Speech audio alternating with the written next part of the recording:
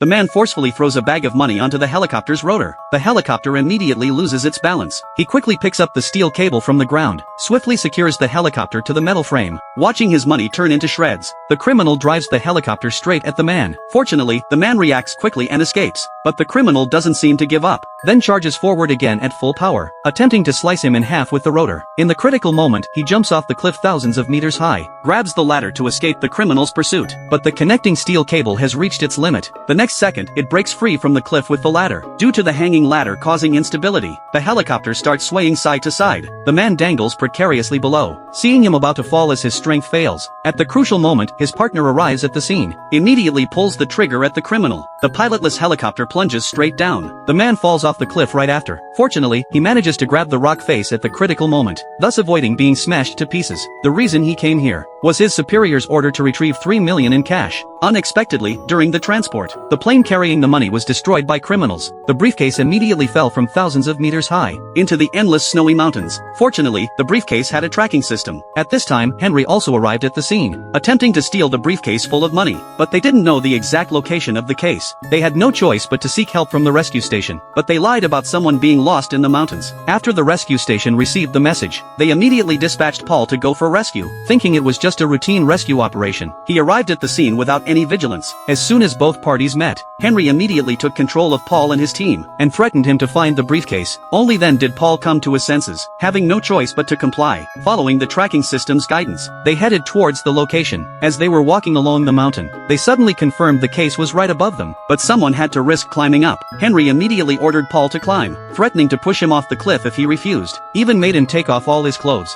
to prevent him from escaping up the mountain. Then the man started climbing up the rock face. He soon found the buried case, immediately picked up a rock and smashed it. Inside was packed with stacks of cash. Paul froze in shock at the sight. By now Henry below had become impatient, ordered his men to pull the rope, forcefully yanking Paul down. In the critical moment, Paul cut the rope beneath him. Seeing the situation turn dire, Henry decisively pulled the trigger at Paul, but this action unexpectedly triggered an avalanche. In desperation, Paul threw the briefcase off the cliff, to make it appear as if he had fallen. But in the end, would he be able to escape from there?